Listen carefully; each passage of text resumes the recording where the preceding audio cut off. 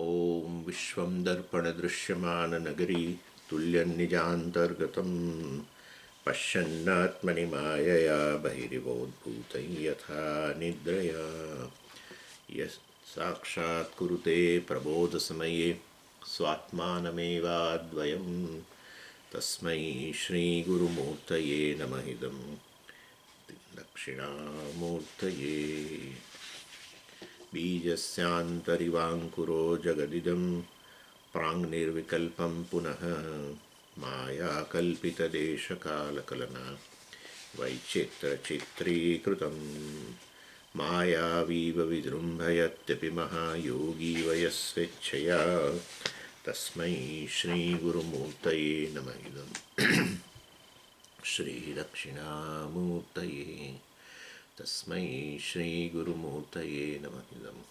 श्रीदक्षिणामूर्तये ॐ सहना भवतु सहनौ भुनक्तु सह वीर्यङ्करवावहै तेजस्विनावधीतमस्तु मा विद्विषावहै ॐ शान्तिः शान्तिः शान्तिः सदाशिवसमारम्भां शङ्कराचार्यमध्यमाम् अस्मदाचार्यपर्यन्तां वन्दे गुरुपरम्पराम् ॐ ભાષ્યકારે કહ્યું તસ્માદ અસ્તિ તત્કારણમ બ્રહ્મ અતઃ અસ્તિ ઇત્યેવ ઉપલબ્ધવ્યમ. તૈત્તરીયની અંદર આપણે જોઈ રહ્યા હતા. એટલે તસ્માદ અસ્તિ તત્કારણ બ્રહ્મ, આ જગતનું કારણ બ્રહ્મ હોવું જોઈએ એ વસ્તુ પ્રતિપાદિત કરી. પ્રવેશ વગેરે આપણે જોયું, અનુપ્રવેશ વગેરે. અર્થાત બ્રહ્મ જે છે એ જ આ શ્રોતા દ્રષ્ટા વગેરેના રૂપમાં ઉપલબ્ધ છે.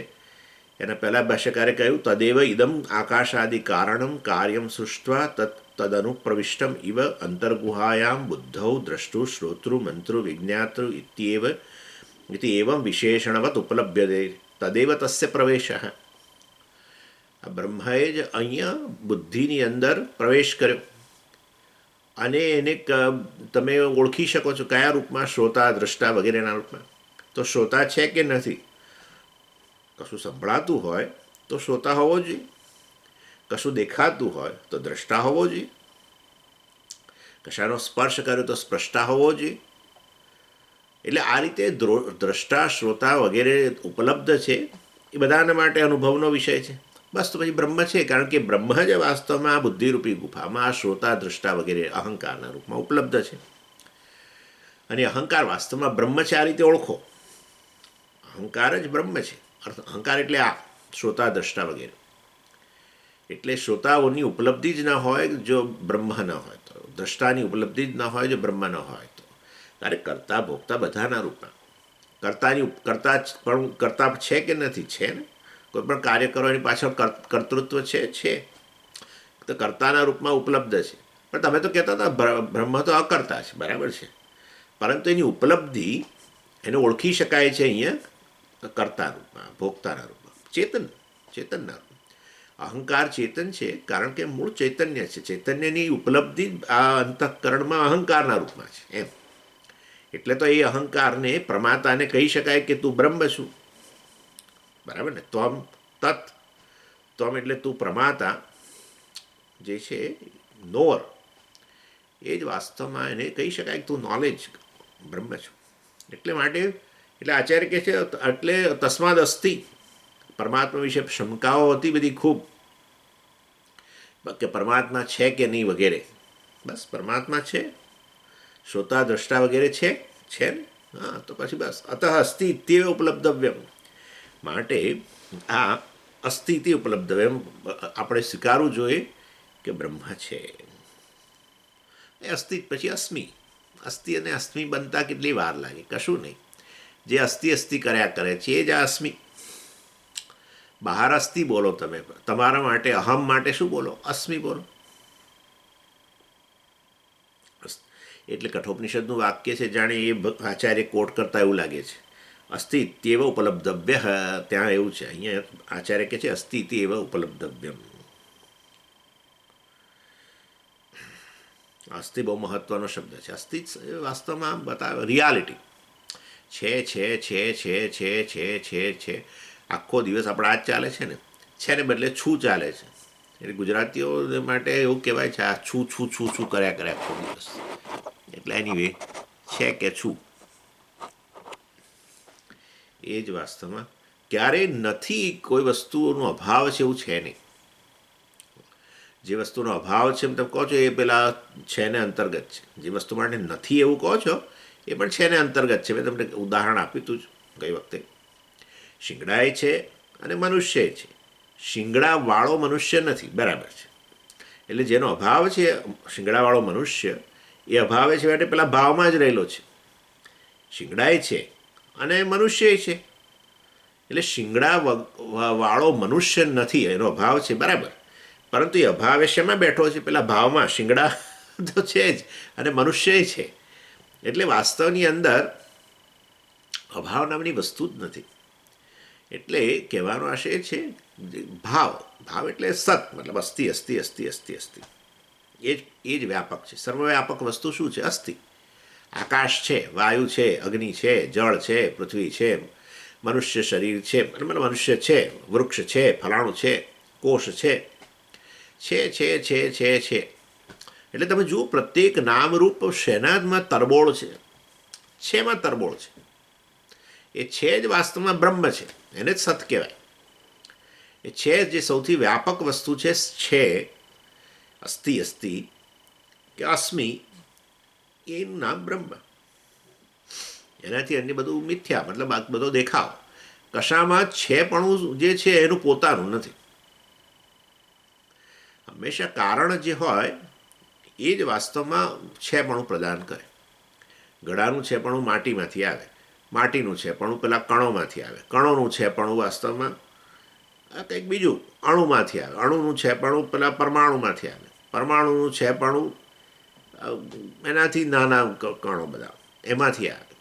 છેવટે બધું કન્સેપ્ટમાંથી આવે. એટલે ઇન શોર્ટ આ છેપણું જે છે એનો બાદ નથી શકે. એટલે જેને સત્ય કહે છે ને, સત્યમ જ્ઞાનમ અનંતમ સત્યમ, એટલે આ જેનો બાદ ન થઈ શકે. જેનો બાદ નથી થઈ શકે એવી વસ્તુ શું છે? અને એ છે પણ હું ધરાવનાર નામરૂપ છે એનો બાદ થાય છે. એક નામરૂપને બદલે બીજું નામરૂપ, બરાબર ને? ઘડો નામરૂપ જે છે એને બદલે હવે માટી નામરૂપ, ને માટી નામરૂપને બદલે હવે કણો નામરૂપ, ને કણો નામરૂપને બદલે અણુ નામરૂપ. નામરૂપ બદલાયા કરે છે. એટલે આપણે કહીએ જગતનો નાશ થાય છે એટલે આ નામરૂપનો નાશ થયા કરે. નામરૂપ બદલાતું રહે છે. એમ નાશ એટલે બદલાતું રહે છે સતત. પણ છે પણ હું નથી જતું એમ કહેવાનો આશય છે. આ છે પણ જેનો બાદ ન થાય એ વાસ્તવની અંદર આ સત્ય વસ્તુ છે. એ કારણ છે જગતનું. એને કારણે તો છે પણ છે. એટલે આચાર્યએ કહ્યું સરસ, આકાશાદિ કારણમ કાર્યમ સૃષ્ટવા તદ અનુપ્રવિષ્ટમ અંતર્ગુહાયામ બુદ્ધૌ. એટલે આ બધાનું સર્જન કરીને આ શરીર વગેરેનું જાણે સર્જન કરી, શરીર, મન, બુદ્ધિ વગેરેનું સર્જન કરીને એ બુદ્ધિમાં જ એણે પ્રવેશ કર્યો, શ્રોતા, દ્રષ્ટા વગેરેના રૂપમાં. બસ. એટલે આ રીતે બ્રહ્મનો પ્રવેશ પણ સમજી શકાય છે. અને બ્રહ્મ છે. પ્રશ્ન જે હતો બ્રહ્મ છે કે નહીં, પરમાત્મા છે કે નહીં, જગતનું કારણ આવું છે કે નહીં? છે. કારણ કે એ જ આ બુદ્ધિમાં ઉપલબ્ધ છે શ્રોતા વગેરેના રૂપમાં. શ્રોતા વગેરે નથી એવું ન કહી શકાય. તમને સંભળાય છે માટે તમે શ્રોતા છો, બહુ સ્પષ્ટ થઈ ગયું. તમને આ દેખાય છે માટે તમે દ્રષ્ટા છો, નક્કી થઈ ગયું. એટલે એ વાસ્તવમાં એ દ્રષ્ટા, શ્રોતા વગેરેના રૂપમાં એ બુદ્ધિમાં ઉપલબ્ધ છે. વાસ્તવ એ તો મિથ્યા છે. શ્રોતાપણું જતું રહે, પરંતુ બ્રહ્મ છે સાક્ષી. મતલબ અહંકારનો જે સાક્ષી છે એ તો બેઠો જ છે. અત્યારે શ્રોતા, પછી દ્રષ્ટા. પણ જે જ શ્રોતા છે એ જ દ્રષ્ટા છે. એ જે દ્રષ્ટા છે એ જ પ્રષ્ટા છે. એવો તમારો પોતાનો જ અનુભવ છે. હું જ પહેલાં સાંભળતો હતો સ્વામીને, અને એ જ હું હવે ફલાણું જોઈ રહ્યો છું, અથવા એ જ હું હવે ખાઈ રહ્યો છું, અથવા એ જ હું હવે ચાલી રહ્યો છું. એટલે એ જે હું વાસ્તવમાં આ રીતે બધામાં બેઠેલો છે, શ્રોતા, દ્રષ્ટા વગેરેમાં, જે વાસ્તવમાં એ અહંકારનો વગેરેનો સાક્ષી છે, જેનો બાદ નથી થઈ શકતો, એ જ વાસ્તવમાં પરમાત્મા છે. એ જ બ્રહ્મ છે. એ માટે તમે તમારી જાતને શ્રોતા કહો છો, પણ ખરેખર તમે સાક્ષી છો, બ્રહ્મ છો. એ માટે બ્રહ્મનું અસ્તિત્વ સિદ્ધ થાય છે. હવે પછી આગળ એણે પ્રવેશ કર્યો આ કાર્યની અંદર, જગતની અંદર. એટલે એણે શું કર્યું પ્રવેશ કરીને એ વસ્તુ આગળ કહે છે, અનુવાકમાં જ છે એ જ વસ્તુ અહીંયા કહે છે.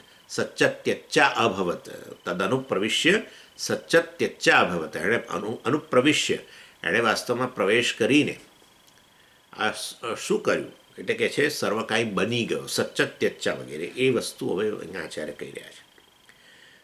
તત્કાર્યમ અનુપ્રવિશ્ય કિમ સચ્ચ મૂર્તમ ત્યચ્ચ અમૂર્તમ અભવત મૂર્તામૂર્તે હિ અવ્યાકૃત નામરૂપે આત્મસ્થે અંતર્ગતેન આત્મના વ્યાક્રિયેતે. તત્કાર્યમ અનુપ્રવિશ્ય કિમ, એણે શું કર્યું? પ્રવેશ કરીને, સર્જનની અંદર પ્રવેશ કરીને એણે શું કર્યું? સચ્ચ ત્યચ્ચા અભવત, એ સત અને ત્યત બની ગયો. હવે સતનો અર્થ અહીંયા મૂર્ત કરવાનો. હમણાં જ હું બોલી ગયો સત, એ સત એને બ્રહ્મને સત કહે છે, પણ અહીંયા તો આપણે સર્જનની વાત કરીએ છીએ કે એ પરમાત્મા જે સત સ્વરૂપ છે, બ્રહ્મ છે, એણે જગતમાં પ્રવેશીને શું કર્યું તો કે છે સત અને ત્યત બની ગયો. એટલે હવે અહીંયા સતનો અર્થ જુદો કરવો પડશે. એટલે સત અને ત્યત બની ગયો. સત એટલે શું? આચાર્ય કહે છે મૂર્તમ એટલે જે જે ઠોસ વસ્તુ છે અથવા જે રૂપ ધરાવે છે. સત એટલે તમે આ જગત જે છે એણે આ જગતનું સર્જન કરીને પ્રવેશ કર્યો, બરાબર, અને વાસ્તવમાં એ જ જગતનું કારણ છે, ઉપાદાન કારણ છે, એટલે એ જ બધું બની ગયો છે. તો બધું બની ગયો છે પણ એટલે શું? તો કે સત અને ત્યત બની ગયો. એટલે સત અને ત્યત બની ગયો એટલે શું? પણ સત એટલે જે રૂપ ધરાવે છે, બરાબર ને? અગ્નિ, જળ અને પૃથ્વી, મહાભૂતોની વાત કરો તો અગ્નિ, જળ અને પૃથ્વી જે છે એ સત કહેવાય, એનું રૂપ છે. જ્યારે આકાશ અને વાયુનું રૂપ નથી, એને ત્યત કહેવાય. બસ. મૂર્ત અને અમૂર્ત. મૂર્ત એટલે રૂપ ધરાવે, અમૂર્ત રૂપ વગરનું. એટલે મતલબ અહીંયા સતનો અર્થ તમે આપણું પરમાર્થ સત્યમ આ બધું સતત છે, એ બધું અસ્થિ અસ્થિ એ બધું સત છે, એ સત અહીંયા અર્થ નહીં લેવાય. સદૈવ સોમી દમગ્ર આસીત, આ સમગ્ર જગત એની ઉત્પત્તિ પહેલાં કેવળ સત હતું, એ સત અર્થ અહીંયા ન લઈ શકાય, એ તો બ્રહ્મને માટે છે. પણ એ બ્રહ્માએ જગતમાં પ્રવેશ કરીને સત અને ત્યત બની ગયો, બધા નામરૂપ બની ગયો. એટલે સતનો અર્થ અહીંયા રૂપ ધરાવે છે, રૂપ ધરાવતી વસ્તુ બની ગયો, બધું રૂપ ધરાવતી વસ્તુ એ જ બની ગયો, અને બધું રૂપ વગરની વસ્તુઓ પણ એ જ છે. મહાભૂતોની દ્રષ્ટિમાં તમને કહી દીધું, પંચ મહાભૂતોમાં આકાશ અને વાયુ એ ત્યત કહેવાય, જ્યારે અગ્નિ, જળ અને પૃથ્વીને આપણે સત કહી શકીએ.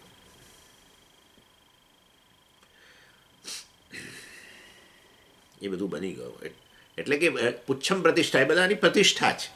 મેં તમને કહ્યું ને, કશી વસ્તુ બ્રહ્મ વગર શક્ય જ નથી, કારણ કે એ જ અસ્તિત્વ પ્રદાન કરે છે. કારણ વગર કાર્ય ક્યાં રહે?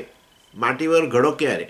ઘડાની પ્રતિષ્ઠા જ માટીમાં છે. એવી રીતે સમગ્ર જગતનું કારણ છે, સમગ્ર જગતને અસ્તિત્વ પ્રદાન કરે છે.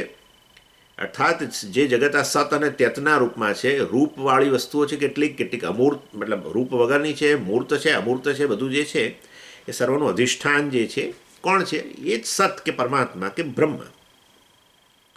એટલે અર્થાત ભગવાને જગતનું સર્જન કરીને 6000 વર્ષ પહેલાં, જેમ પહેલાં કે ને આ લોકો આપણા ક્રિશ્ચન લોકો કે 6000 વર્ષ પહેલાં જગતનું સર્જન કર્યું, બસ. એટલે એ સર્જન કરનારો એનાથી જુદો વગેરે, અને ક્યાંક જઈને બેઠો છે, હેવનમાં બેઠો છે, એવું કે જગતનું સર્જન 6000 વર્ષ પહેલાં કર્યું અને કંઈક જઈને બેઠો છે. અરે 6000 વર્ષ ક્યાં બોલો છો?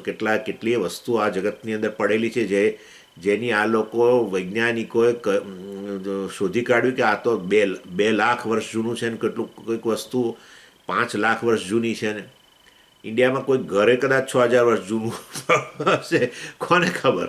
ઇન શોર્ટ 6000 વર્ષ પહેલાં જગતનું સર્જન થયું છે એવું ક્રિશ્ચનો કે, પણ જગત તો કેટલી બધી વસ્તુ, કાર્બન ડેટિંગ, આ બધું એની પદ્ધતિ છે. વસ્તુ કેટલી જૂની છે, એનું આયુષ્ય કેટલું છે એનું જાણવા માટેની પદ્ધતિ શોધી કાઢી છે વૈજ્ઞાનિકોએ, અને એના આધારે કેટલીય વસ્તુ આ જગતની અંદર પડેલી છે, બધા ખડકોને બધું, જે શું 6000 વર્ષ પહેલાં, લાખો વર્ષ જૂની છે.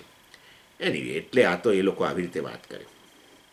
એટલે પરમાત્માએ એ જ આ સમગ્ર મૂર્ત અને અમૂર્ત જગત બની ગયો.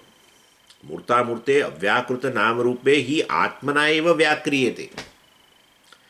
આત્મા જે છે એ જ વાસ્તવ. હવે તમે જોયું, પેલું બ્રહ્મને બદલે આત્મા શબ્દ વાપર્યો, કારણ કે આપણે ભૂલી જઈએ પરમાત્માએ કર્યું બધું, પરમાત્માએ કર્યું.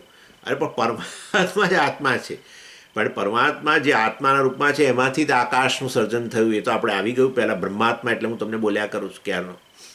એટલે આચાર્ય અહીંયા ક્યારેક બ્રહ્મને બદલે પછી આત્મા શબ્દ વાપરે, જેથી તમે ભૂલી ના જાઓ. અર્થાત તમે જ જગતનું કારણ છો.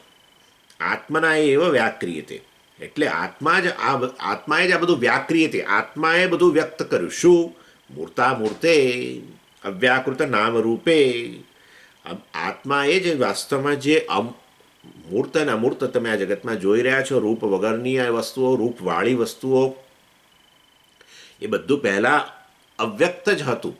આત્માએ જ બધાને વ્યક્ત કર્યું છે. મૂર્ત અને અમૂર્ત રૂપ જે કંઈ જગતમાં છે એ બધું પહેલાં અવ્યક્ત અવસ્થામાં હતું, એને જ આ આત્માએ બધું વ્યક્ત કર્યું છે. મૂર્તા મૂર્તે તમે જાણો છો, મૂર્તંચ અમૂર્તંચ દ્વંદ્વ સમાસ છે. મૂર્તા મૂર્તે જે રૂપવાળી વસ્તુ છે, રૂપ વગરની વસ્તુ બધું પહેલાં અવ્યક્ત હતું, એ હવે વ્યક્ત થયું. સો આત્મસ્થે આ બધા જે અવ્યાકૃત નામરૂપો જે છે એ બધા આત્મસ્થે, આત્માથી અભિન્ન છે. આત્મા જે સત સ્વરૂપ છે એનાથી અભિન્ન છે. એ આત્મામાંથી જ બધું અભિવ્યક્ત થયેલું છે. આત્માએ અભિવ્યક્ત કર્યું છે તો આત્મામાંથી જ અભિવ્યક્ત થયેલું છે. આત્મામાં પ્રતિષ્ઠિત રહીને જ બધું વ્યક્ત થયેલું છે. માટીમાં પ્રતિષ્ઠિત રહીને જ ઘડો વ્યક્ત થાય છે. અવ્યક્ત ઘડો જ માટીમાં હતો, એ માટીમાં જ પ્રતિષ્ઠિત રહીને જ વ્યક્ત બને છે. નેચરલી કારણમાં જ પ્રતિષ્ઠિત રહે. એટલે અંતર્ગતેના આત્મના વ્યાક્રિયતે. અંતર્ગતેના આત્મા જે વાસ્તવમાં એ બધાની અંદર જે પ્રતિષ્ઠિત છે, જેમાં રહેલો છે, જેમાં પ્રતિષ્ઠિત છે, એ આત્મા દ્વારા જ વાસ્તવમાં આ સમગ્ર જગત જે મૂર્ત અને મૂર્ત રૂપમાં છે એ વ્યક્ત થયું છે. કારણ કે બધાને પેલું અસ્તિત્વ જ પ્રદાન કરે. હવે કઈ વસ્તુ એને છૂટી રહે તો પછી એનો અર્થ કે એનું સ્વતંત્ર અસ્તિત્વ છે. પણ દરેકમાં જે અસ્થિ જે જણાય છે, મૂર્ત હોય કે અમૂર્ત હોય, એ જ બ્રહ્મ છે કે એ જ પરમાત્મા છે કે એ જ આત્મા છે. એટલે આત્માથી અભિન્ન રહીને જ આ બધું વ્યક્ત થયું છે. પહેલાં એમાં જ અવ્યક્ત અવસ્થામાં હતું, એને તો આપણે માયા કહીએ છીએ. જે બધું અવ્યક્ત અવસ્થામાં પડેલું હતું એ જ બધું વ્યક્ત થયું. એટલે બધું વાસ્તવમાં બધું જે તમને જોઈ શકો છો, મૂર્ત અમૂર્ત જે જણાય છે, નામરૂપ બધા મૂર્ત રૂપવાળી વસ્તુઓ છે, કેટલીક રૂપ વગરની વસ્તુઓ છે. અને એ તમને મેં કહ્યું આકાશ નામરૂપ કે વાયુ નામરૂપ, ચાલો એ અમૂર્ત, કે પછી અગ્નિ જળ પૃથ્વી વગેરે જે મૂર્ત જેનું રૂપ છે, આ બધા નામરૂપ જે છે એ બધા જ નામરૂપ, મૂર્ત કે અમૂર્ત, વાસ્તવમાં એમાં રહેલું અસ્તિત્વ જો બ્રહ્મ હોય તો એ બધી વસ્તુ કેવળ એક દેખાવ જ છે.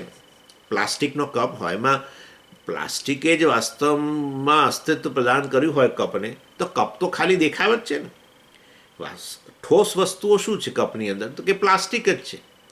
એટલે નામરૂપ જે છે તમને જણાય છે, જેને આપણે નામ આપ્યું કપ કહીએ, અને એનું એક આ રૂપ છે. પરંતુ વાસ્તવમાં એ નામરૂપ તો કેવળ એક વિશેષણ, મિથ્યા વિશેષણ કહેવાય. ઠોસ વસ્તુ તો શું છે કપની અંદર? સત્ય વસ્તુ, ઠોસ વસ્તુ, એનો એસેન્સ, સાર કપનો પેલું પ્લાસ્ટિક જ છે. એટલે એવું છે આ જગત. મૂર્ત અને અમૂર્તમાં રહેલું જગત જે છે, સમગ્ર જગત બ્રહ્મનું, આત્માનું વિશેષણ છે, મિથ્યા વિશેષણ છે. આ વસ્તુ પેલા વિશિષ્ટાદ્વૈતીઓ ના સમજ્યા. વિશિષ્ટાદ્વૈતીઓ કહે છે ખરા કે આ સમગ્ર જગત વિશેષણ જ છે, એવું જ કહે છે એ લોકો, એટલે તો વિશિષ્ટ અદ્વૈત કહ્યું. પરંતુ આપણે કહીએ છીએ વિશેષણ છે સમગ્ર જગત, બધા મૂર્ત અને અમૂર્ત બધું. એ લોકોએ કહે છે વિશેષણ છે, પણ એ તો વાસ્તવમાં વિશેષણ અને વિશેષ્યની સમાન સત્તા માને છે. અર્થાત વિશેષણ પણ સત્ય છે, એટલે બધા નામરૂપ સત્ય છે, જગત સત્ય છે. મિથ્યા શબ્દથી વિશિષ્ટાદ્વૈતીઓ ઊભા જ થઈ જાય છે. એટલો બધો એમને ખાર કહીએ આપણે, એટલો બધો દ્વેષ છે આ મિથ્યા શબ્દથી.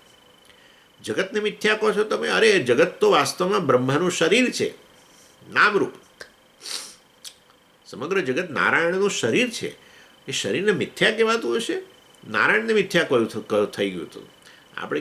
એટલે એ બસ લોકો નથી સમજી શકતા. વિશેષણ અને વિશેષ્ય એ સમાન સત્તા ધરાવે છે. આપણે કહીએ છીએ વિશેષ્ય સત્ય વસ્તુ છે, બ્રહ્મ સત્ય વસ્તુ છે. સમગ્ર જગત જે છે એ વિશેષણના રૂપમાં છે, પણ મિથ્યા વિશેષણ છે. જેવી રીતે પેલો કપ જે છે મિથ્યા છે, વિશેષણ નામરૂપ કપ એ મિથ્યા છે, વિશેષ્ય પ્લાસ્ટિક એ સત્ય છે. એનીવે, એટલે આ રીતે આપણા અને એમના વચ્ચેનો ભેદ આ વિશેષણ વિશેષ્યમાં પડે છે. વિશેષણ અને વિશેષ્ય સમાન સત્તા ધરાવે છે એવું એ લોકો કહે છે, બંને સત્ય છે એમ કહે છે. આપણે કહીએ છીએ વિશેષણ મિથ્યા છે. વિશેષણ એટલે તમે સમજી શકો છો ને, નામરૂપ. હા, એ વિશેષણ કહેવાય. વિશેષ્ય એટલે સબસ્ટેન્ટિવ, સબસ્ટન્સ, અને વિશેષણ એટલે અમારે પેલો એનું વિશેષણ કહેવાય, એનો ગુણ. એનીવે, જેવી રીતે લાલ ગુલાબ હોય એમાં લાલ રંગ જે છે એ આપણે વિશેષણ કહી શકીએ. લાલ ગુલાબ, લાલ વિશેષણ, અને ગુલાબ જે છે એ વિશેષ્ય. બંને સમાન સત્તાની વસ્તુ છે. પણ તું છેવટે એ તો ભાઈ વિશેષણ વિશેષણની સમાન સત્તા થઈ ગઈ ને, બરાબર છે. પણ આપણે તો જગતની વાત કરીએ છીએ. એ વાસ્તવમાં ગુલાબ પણ વિશેષણ છે. લો, લાલ રંગ વિશેષણ છે, ગુલાબ વિશેષ્ય છે. ગુલાબ વિશેષણ છે અને પેલા બધા કણો એના જે હોય એ વિશેષ્ય બન્યા. કણો પણ વાસ્તવમાં વિશેષણ છે. અણુઓ વિશેષ્ય છે, અણુઓ વિશેષણ છે, કારણ વિશેષ્ય, અને એનું કાર્ય જે અભિવ્યક્ત થયેલું છે કાર્ય વગેરેના રૂપમાં એ જ કારણ એ મિથ્યા વસ્તુ છે. આ તો કાર્ય મિથ્યા, કારણ સત્ય જે એ બસ એના જેવી વસ્તુ છે.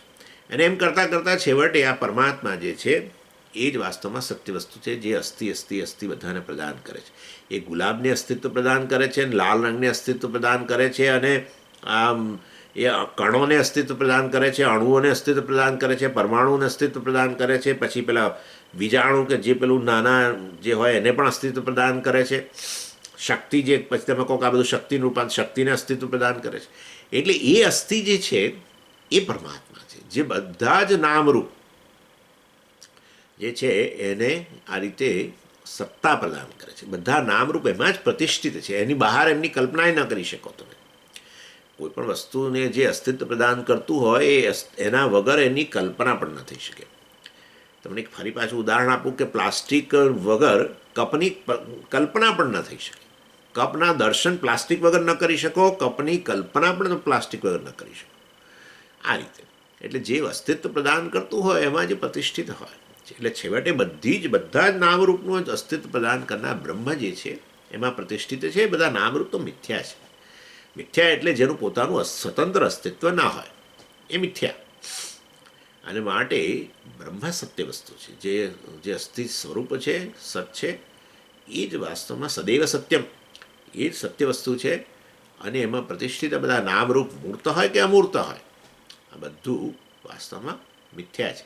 એટલે વિશેષણ મિથ્યા છે અને બ્રહ્મ વિશેષ્ય સત્ય છે. આ આપણું કહેવું છે. અને એ દ્રષ્ટિએ એક બ્રહ્મથી અન્ય કશું છે જ નહીં, એનો અર્થ એવો થઈ ગયો, બરાબર ને? બ્રહ્મથી અન્ય કશું નથી. મિથ્યા વસ્તુ છે, એનું સ્વતંત્ર અસ્તિત્વ જ નથી, એટલે એનું કાઉન્ટિંગ જ ન થઈ શકે. 1, 2, 3 ક્યારે કાઉન્ટિંગ કરી શકો? જ્યારે દરેકે દરેક વસ્તુ સ્વતંત્ર અસ્તિત્વ ધરાવતી હોય. એટલે હવે 1000 ગળા હોય પણ દરેકની પ્રતિષ્ઠા માટીમાં હોય તો એક માટી જ સત્ય છે, બાકી બધા નામરૂપ મિથ્યા છે. એટલે ભલે તમે આમ 1000 કરો છો પણ તો બધા નામરૂપને ગણો છો. સત્ય વસ્તુની દ્રષ્ટિએ કેવળ અદ્વૈત જ છે.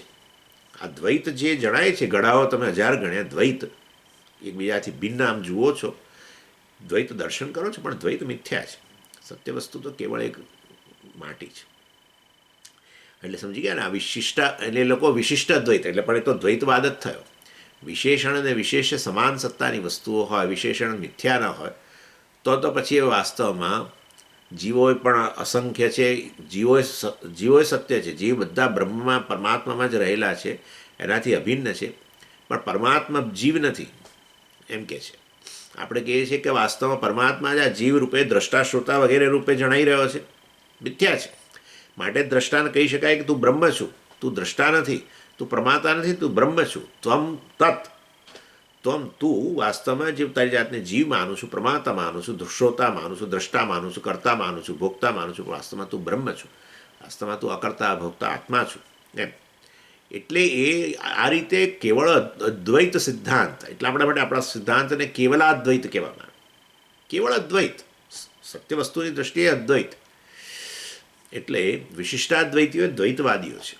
મિથ્યા વસ્તુ ના આવે તો માની લેવાનું સત્ય થઈ ગયું બધું નેચરલી. અને સત્ય હોય પ્રત્યેક વસ્તુ, ભગવાનનું શરીર, આ જગત કે જીવો બધું સત્ય હોય, ભલે પરમાત્માથી અભિન્ન હોય પરંતુ સત્ય હોય, વિશેષણ વિશેષથી અભિન્ન જ હોય ને, પણ સત્ય હોય તો પછી દ્વૈત થઈ ગયું. એટલે વિશિષ્ટ અદ્વૈત કહે છે આ લોકો, કારણ કે આનાથી અભિન્ન છે માટે અદ્વૈત બોલે છે, પરંતુ વિશિષ્ટ, આ બધું સમગ્ર જગત વિશેષણ છે, જીવ વિશેષણ છે પરમાત્માના, પણ સત્ય વિશેષણ, એટલે એ પણ દ્વૈત સિદ્ધાંત છે, સમજો બરાબર. વિશિષ્ટ અદ્વૈતીઓ પોતાને વિશિષ્ટ અદ્વૈત કહે છે.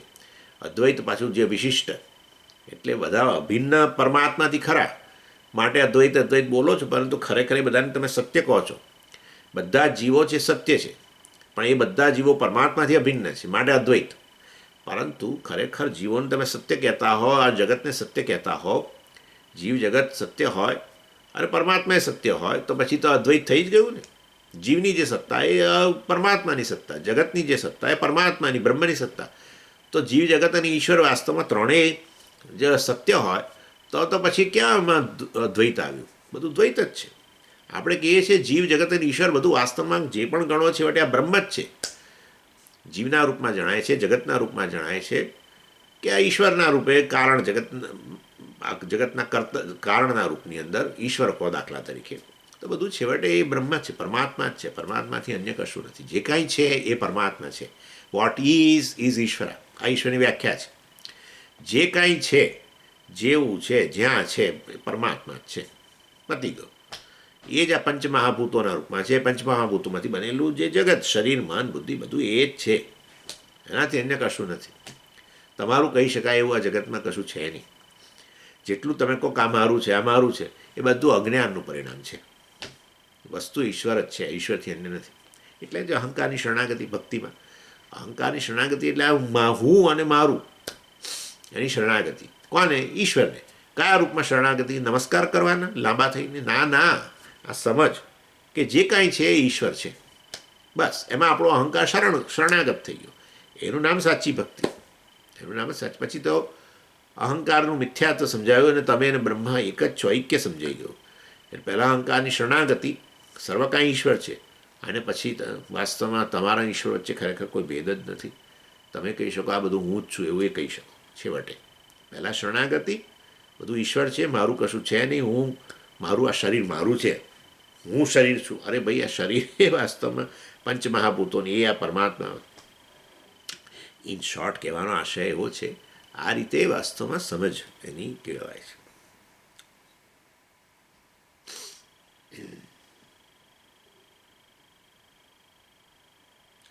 વ્યાકૃતે ચ મૂર્તામૂર્ત શબ્દ વાચ્યે તે આત્મના તુ અપરવિભક્ત દેશકાલે ઇતિ કૃત્વા આત્મા તે અભવત ઇતિ. એટલે હવે તમે સમજી ગયા ને. દાખલા તરીકે એટલે મેં ઘડો તમે કહો તો ઘડો કોને કહેવાય? જેમાં ઘડાપણું છે. પણ ઘડાપણું નામની વસ્તુ નથી, સમજજો. ઘડાપણું કેવળ સમજ છે આપણી. ઘડાપણું ત્યાં રહેલું છે સ્વામીજી. જે કંઈ છે માટી જ છે ભાઈ. એટલે આ ઘડાપણું એ માટીનું મિથ્યા વિશેષણ બને છે. જેને તમે ઘડો કહો છો એમાં વાસ્તવની અંદર ઘડાપણું છે. તમે કહો કે આ ઘડો રહ્યો, બતાવો તમે કે આ ઘડો રહ્યો, સ્વામીજી આ સામે પડ્યો છે, ત્યાં માટી છે એકચ્યુઅલી. તો પણ તમે ઘડો શબ્દ વાપર્યો ને? હા, કારણ કે એમાં ઘડાપણું રહેલું છે. એ માટી વત્તા ઘડાપણું. પણ એ ઘડાપણું તમે સમજી શકો છો કે ખરેખર ઘડાપણું જેને તમે બતાવો છો ત્યાં વાસ્તવમાં એ વસ્તુ ત્યાં નથી. ઘડાપણું તો આપણી સમજ છે. માટી જે સાચી વસ્તુ ત્યાં શું છે? કેવળ માટી છે. એટલે માટી વત્તા મિથ્યા ઘડાપણું, એમ તમે કહો તો બરાબર છે. માટી વત્તા મિથ્યા ઘડાપણું બરાબર ઘડો, બસ.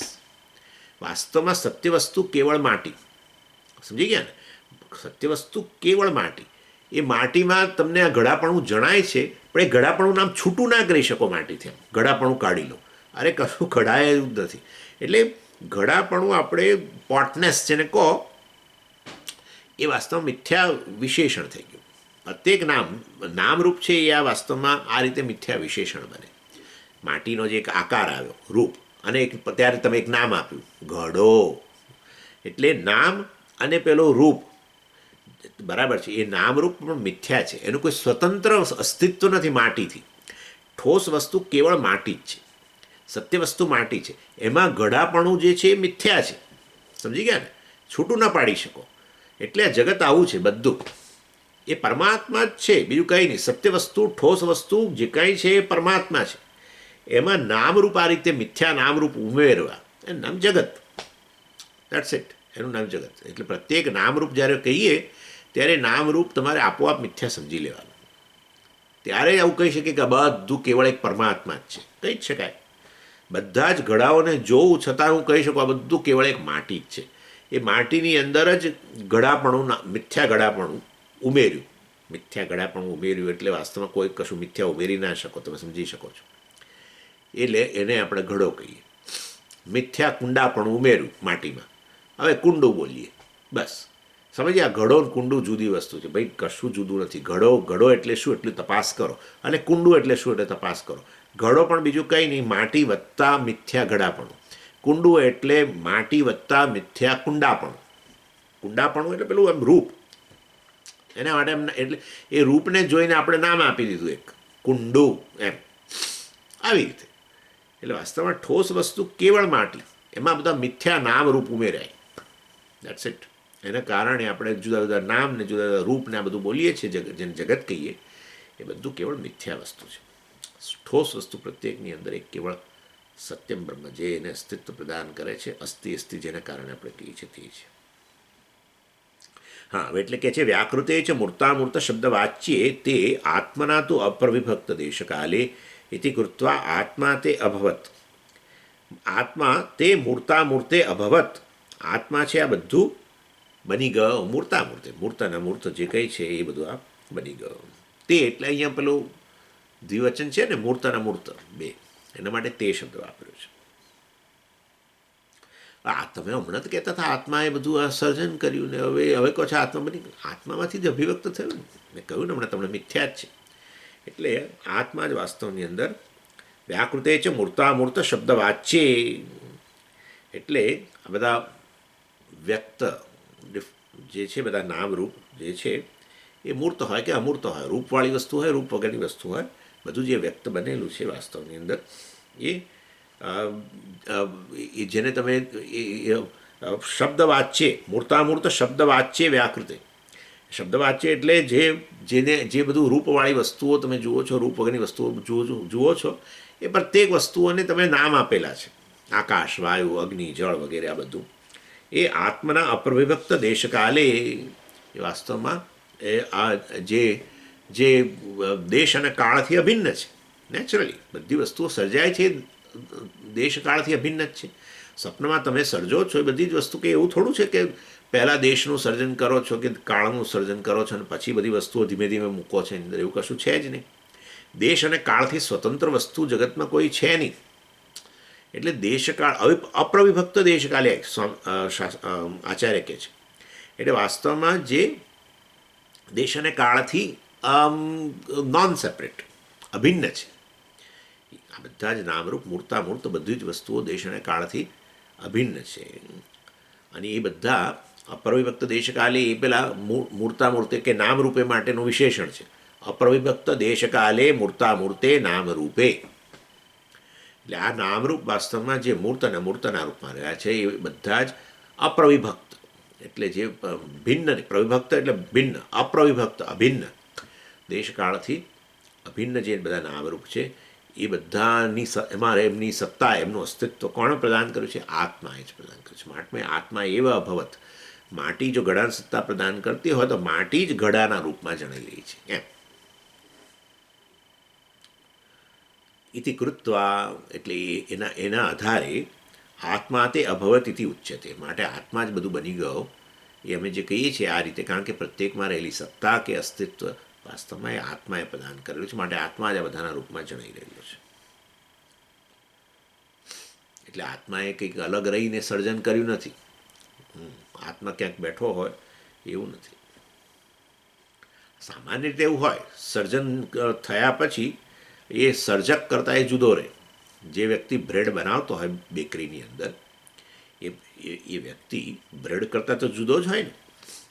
એણે બ્રેડનું સર્જન કર્યું, બ્રેડનો પેલો લોફ કે શું કહ્યો ને તમે, પેલો પિંડ, બ્રેડ તમે લઈ આવો છો ને, કે બ્રેડનું સર્જન કર્યું જેણે બેકરે, પેલો બેકરીવાળો, જેણે સર્જન કર્યું એનાથી તો ભિન્ન જ હોય ને.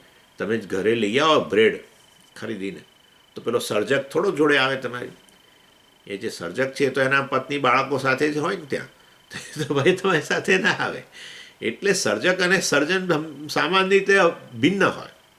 અહીંના સિવાય આ જગતની અંદર કોઈ પણ વસ્તુ જે છે જે સર્જાયેલી છે એ એના કારણથી અભિન્ન જ હોય, ઉપાદાન કારણથી અભિન્ન જ હોય. એટલે એ વાસ્તવમાં જે બ્રેડ છે એ પેલા મેદા કરતાં કે ઘઉં કરતાં જે હોય તે, બ્રેડ લઈને આવો તો ઘઉં લઈને જ આવો, બરાબર છે ને. એટલે મતલબ કે એ વસ્તુ એનું મટીરિયલ લઈને આવો, પણ એના સર્જકને લઈને ના આવો. સર્જક એનાથી છૂટો છે. અહીંયા તો એણે જેણે સર્જન કર્યું એ જ આ બધું બની ગયેલો છે. મટીરિયલ ને મેકર બધું એક જ છે ને. એટલે એ દૃષ્ટિએ પ્રત્યેક જગતની વસ્તુ છે વટે આત્મા જ છે, આત્મામાં જ પ્રતિષ્ઠિત છે.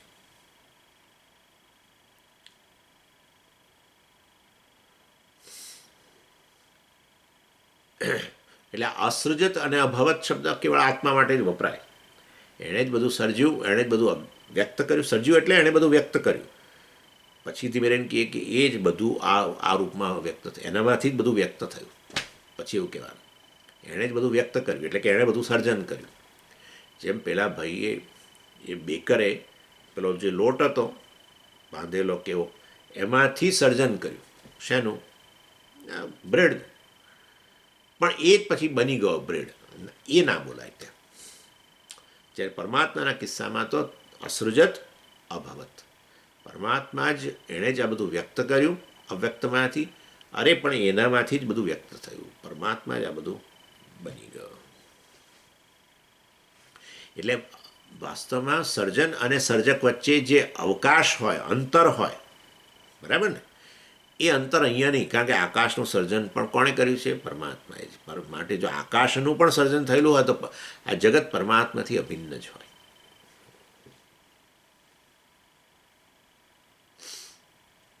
એટલે વ્યક્ત થયા પછી પણ પરમાત્માથી એ ભિન્ન નથી. હજુ અત્યારે પરમાત્મા જ છે. એ બધા આવા મિથ્યા નામ રૂપની અંદર મિથ્યા વિશેષણના રૂપમાં જણાઈ રહેલું છે. કિંચ, હવે આગળ, બરાબર ને, સચ્ચત્યચ્ચા ભવત નિરુક્તંચા નિરુક્તંચ. એ જ બધું આ નિરુક્ત અને અનિરુક્ત જે જણાઈ રહ્યું છે એ બધું એ જ બની ગયો. એટલે એ શું? પણ નિરુક્ત અને અનિરુક્ત એટલે શું? એ કે એ હવે આચાર્ય સમજાવે છે. જુઓ, કહે છે કિંચ નિરુક્તંચ નિરુક્તંચા નિરુક્તંચ મીન્સ નિરુક્તમ ચ અનિરુક્તમ ચ. નિરુક્તમ એટલે શું? નિરુક્તમ નામ નિષ્કૃષ્ય સમાના સમાન જાતીયેભ્ય દેશકાલ વિશિષ્ટતયા ઇદમ તદ ઇતિ ઉક્તમ. એટલે નિષ્કૃષ્ય ઉક્તમ, એ બેને કનેક્ટ કરો. નિરુક્તમ એટલે નિર્વત્તા ઉક્તમ છે. નિર એટલે નિષ્કૃષ્ય, ઉક્તમ નિષ્કૃષ્ય, ઉક્તમ નિરુક્તમ એમ. એ નિષ્કૃષ્ય એટલે શું? એ પછી આચાર્ય પાછું સમજાવ્યું. સમાના સમાન જાતિએભ્ય દેશકાલ વિશિષ્ટતયા ઇદમ તત ઇતિ ઉક્તમ. અનિરુક્તમ તદ વિપરીતમ. નિરુક્તા નિરુક્તે અપી મૂર્તા મૂર્તયો એવ વિશેષણે. નિરુક્તમ ચ અનિરુક્તમ ચ. આત્મા જે છે નિરુક્ત અને અનિરુક્ત બની ગયો. નિરુક્તમ એ મેં તમને કહ્યું પ્રમાણે નિષ્કૃષ્ય ઉક્તમ. એટલે નિષ્કૃષ્ય ઉક્તમ એટલે વાસ્તવમાં જે તે પદાર્થ જે છે એ વાસ્તવમાં બીજા બધા પદાર્થો કરતાં ભિન્ન, દેશની દ્રષ્ટિએ, કાળની દ્રષ્ટિએ અને એના વિશેષણોની દ્રષ્ટિએ. અને એ દ્રષ્ટિએ કેટલાય ફેક્ટર્સ જે છે એમાં એની દ્રષ્ટિએ એક પદાર્થ બીજા પદાર્થ કરતાં ભિન્ન. એટલે આ જગત હવે જુદી રીતે બતાવે. મૂર્તામૂર્ત પહેલાં કહ્યું, રૂપ અને ને રૂપવાળી વસ્તુ કે રૂપ વગરની વસ્તુ. હવે કહે છે આ જગત જે નિરુક્ત છે ને અનિરુક્ત છે એ બધું એ જ બની ગયેલો છે. નિરુક્તમ એટલે શું? તો કે નિષ્કૃષ્ય ઉક્તમ એટલે કે પ્રત્યેક પદાર્થ જે છે એ દેશ વિશિષ્ટ છે, કાળ વિશિષ્ટ છે અને કેટલાક ગુણધર્મો ધરાવે છે. બધા ગુણધર્મો નહીં, કેટલાક ગુણધર્મો ધરાવે છે. અને એટલે દરેકે દરેક પદાર્થનું કંઈક એનું પેલું વોલ્યુમ, કદ હોય, દરેક પદાર્થની પેલી ડેન્સિટી હોય, એનો કંઈક દેખાવ જુદો હોય. એવું જ છે ને. તો એ રીતે તો ઓળખીએ છીએ આપણે. કમ્પ્યુટર એક પ્રકારે દેખાય છે, મારું શરીર જુદા પ્રકારે દેખાય છે. તમે એટલે આને જોઈને કહી શકો આ શરીર છે, પેલાને કોઈ કહી શકો આ કમ્પ્યુટર છે. એનો અર્થ એવો થયો કે દરેકમાં કંઈક પ્રકારની વિશેષતા છે. નિષ્કૃષ્ય ઉક્તમ, એક પદાર્થ બીજા પદાર્થથી આમ ડિસ્ટિંગ્વિશ એટલે અલગ છે. એટલે કેટલા આ જગતની અંદર કેટલી બધી વસ્તુઓ છે જે બધી નિરુક્ત છે, જેને તમે આમ ક્લિયરલી કહી શકો આ પદાર્થ છે, આ પદાર્થ છે. જેમ તમે આપણો આ જે જુઓ આ કેમેરો જુઓ તો કે કેમેરો છે, મોબાઈલ તો એટલે કહું છું મોબાઈલ અને કેમેરામાં ભેદ દેખાય છે ને, બસ એટલે એને નિરુક્ત કહેવાય. એમ કે મોબાઈલને જોઈને તમે આમ કહો છો કે આ મોબાઈલ છે, અને કોઈ દિવસ આવી ભૂલ નથી થતી કે આ એક પદાર્થને જોઈને એને બીજું પદાર્થનું નામ નથી આપી દેતા. બરાબર, દરેક પદાર્થ કાળ વિશિષ્ટ છે, દેશ વિશિષ્ટ છે, અને કેટલાક ગુણધર્મો ધરાવે છે, અને એ રીતે પ્રત્યેક પદાર્થ નિરુક્ત કહેવાય. ક્લિયરલી તમે જેને આમ પોઈન્ટ આઉટ, નિષ્કૃષ્યોક્તમ એટલે શું? ક્લિયરલી એકદમ સ્પષ્ટપણે જેનો તમે ઉલ્લેખ કરી શકો છો.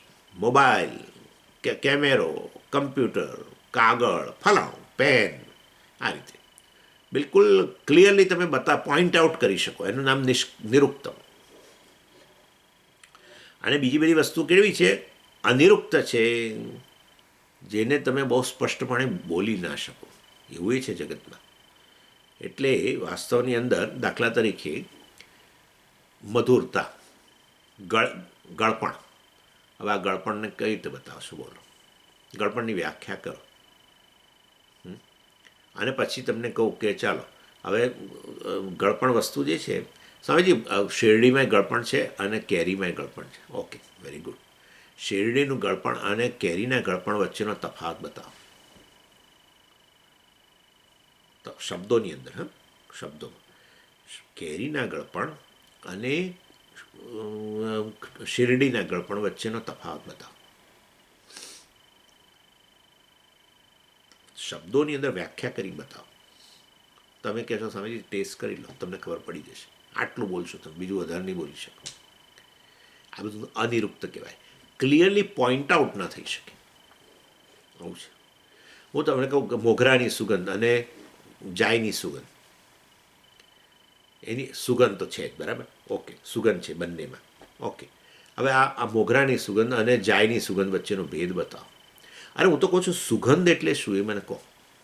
ચાલો, ગળપણ એટલે શું એમ કહો, વ્યાખ્યા કરો. ગળપણ એટલે સમજી, ગળપણ એટલે ગળપણ, બસ આ પતી ગયો. ગળપણ એટલે ગળપણ. સુગંધ એટલે સુગંધ, એટલે શું? પણ સુગંધની વ્યાખ્યા કરો. એટલે જગતમાં કેટલી વસ્તુ એવી છે જેને તમે ક્લિયરલી પોઈન્ટ આઉટ ન કરી શકો, વ્યાખ્યા ન કરી શકો. કેટલીક વસ્તુઓને તમે સ્પષ્ટપણે બતાવી શકો. મેં તમને કહ્યું ને, કમ્પ્યુટર વિશે કદાચ તમે વ્યાખ્યા કરી શકો, એક બે લીટીમાં બોલી શકો કે આવું હોય એટલે એને કમ્પ્યુટર કહેવાય, કહી શકો. આવું હોય ત્યારે એને કેમેરો કહેવાય, આવું હોય એને મોબાઈલ કહેવાય, વગેરે વગેરે. આવું હોય એને પેન કહેવાય, કરી શકો. એ બધા નિરુક્ત કહેવાય. અને અનિરુક્ત એટલે જેને સ્પષ્ટપણે વ્યાખ્યા ના કરી શકો. ક્લિયરલી તમે કહી ના શકો કે આને ગળપણ કહેવાય, કે આને આ સુગંધ અને મોગરાની સુગંધ કહેવાય, વગેરે.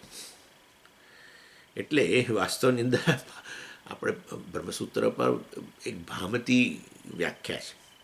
વાચસ્પતિ મિશ્ર નામના એક મહાન વેદાંતી થઈ ગયા, જેમણે એમના પત્નીના નામ પરથી, એમનું પત્નીનું નામ ભામતી હતું, એના નામ પરથી આ નામ આપ્યું પોતાની વ્યાખ્યા. કારણ કે ભામતી એ વ્યાખ્યા, બ્રહ્મસૂત્રની વ્યાખ્યા કરવામાં એટલા બધા મશગુલ કે એમણે લગ્ન જીવનમાં પોતાના પત્ની આટલી બધી સેવા કરી રહ્યા છે,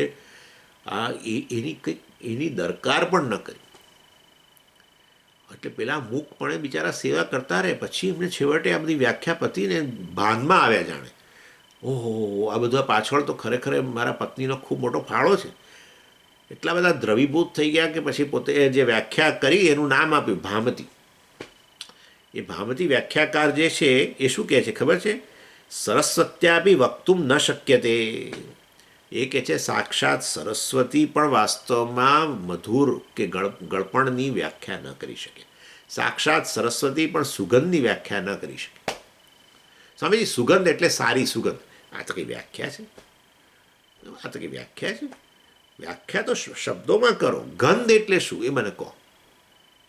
ગંધ એટલે શું સમજી? એ તો તમે અનુભવ કરો. લો, આ તમને આપું, એને તમે આ તમને પદાર્થ આપવું એમાં જે છે ને એને સુગંધ કહેવાય કે સુગંધ કહેવાય, જે કહેતા. એટલે વાસ્તવની અંદર જગતના કેટલાક પદાર્થો છે એ સુગંધ મતલબ અનિરુક્ત છે, કેટલાક પદાર્થો છે જે નિરુક્ત છે.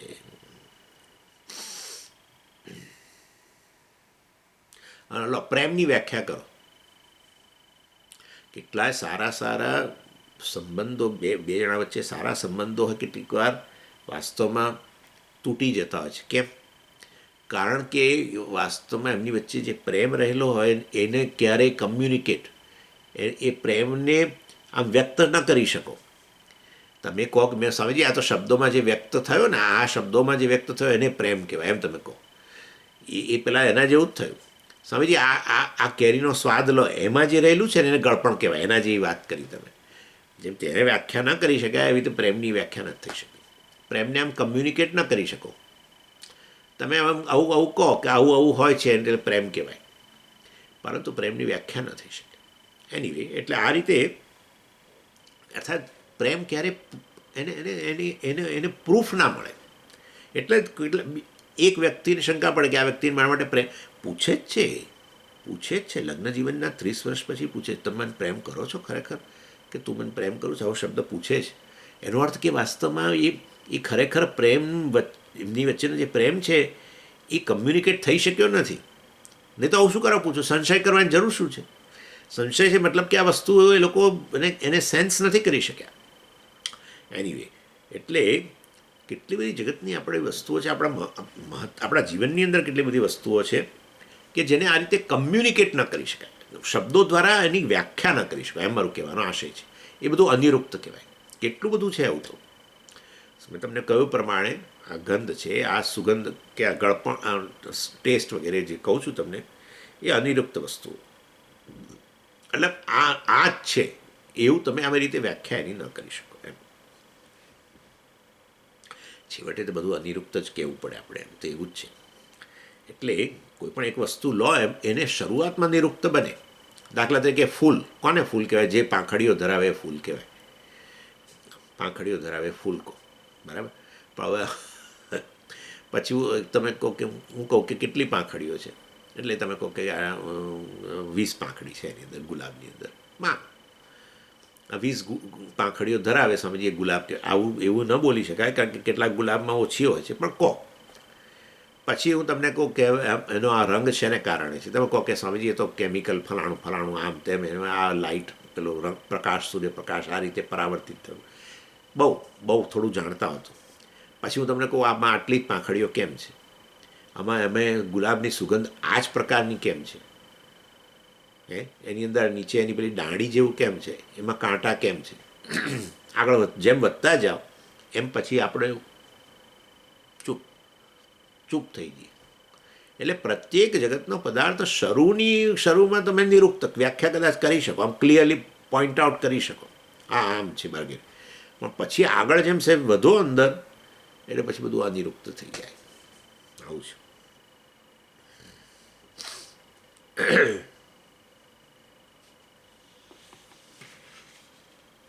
એ ઘડો આ રીતે વાસ્તવમાં અનિરુક્ત બની જાય. શરૂમાં તમે ઘડા નામની વસ્તુ જે છે એ ખરેખર અસ્તિત્વ ધરાવે છે કે નહીં, તો પછી તમે જેમ આગળ વધો તો ખબર પડે કે ઘડા નામની વસ્તુ અસ્તિત્વ જ નથી ધરાવતી. એની ચાલો, એટલે ઇન શોર્ટ કહેવાનો આશય જે કંઈ નિરુક્ત અનિરુક્ત જગતમાં જણાય છે એ બધું છેવટે આ પરમાત્મા જ બની ગયો છે.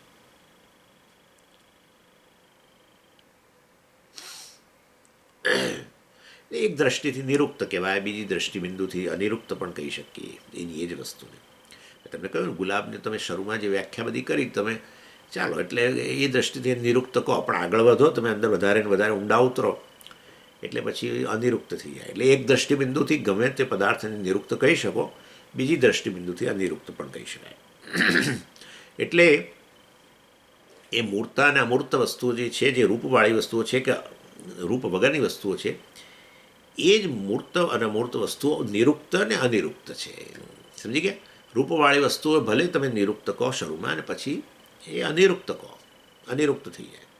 અમૂર્ત વસ્તુ પણ એવું છે, શરૂમાં એને તમે ભલે નિરુક્ત એને સ્પષ્ટપણે બતાવો, પણ પછી એ પણ અનિરુક્ત થઈ જાય. એટલે આ નિરુક્ત અને અનિરુક્ત મૂર્ત અમૂર્ત બંનેનું વિશેષણ બને.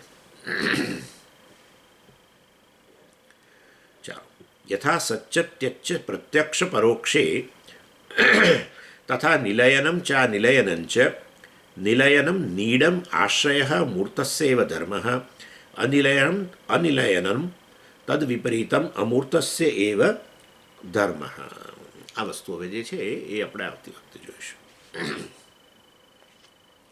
ઓમ પૂર્ણમદ પૂર્ણમિદમ પૂર્ણાત પૂર્ણમુદચ્યતે પૂર્ણસ્ય પૂર્ણમાદાય પૂર્ણમેવાવશિષ્યતે. ઓમ શાંતિ શાંતિ શાંતિ. હરિ ઓમ શ્રી ગુરુભ્યો નમઃ. હરિ ઓમ.